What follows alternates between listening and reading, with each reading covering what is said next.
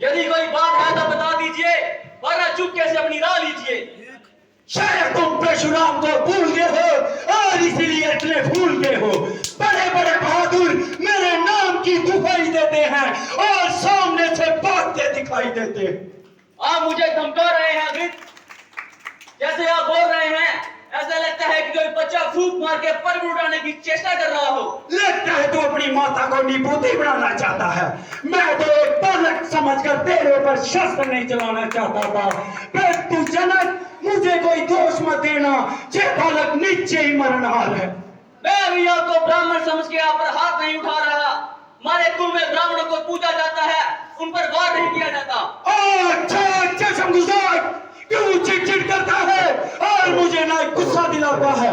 बड़े बड़े बहादुर मेरी बहादुरी का सिक्का मारते हैं और मेरी ताकत को अच्छी तरह जानते हैं।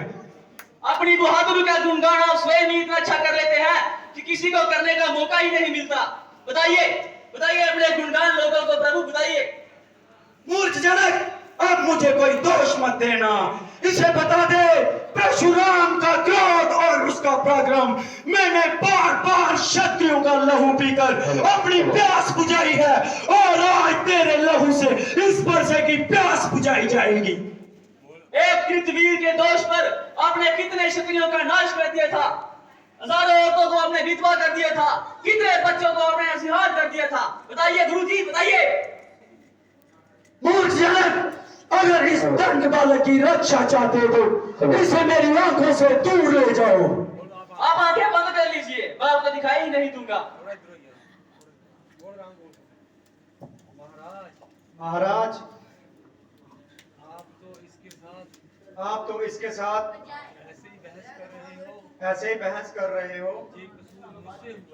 ये कसूर मुझसे हुआ है। क्या तुझे अपनी मौत की परवाह नहीं थी, जो अपनी जिंदगी की चाह नहीं थी?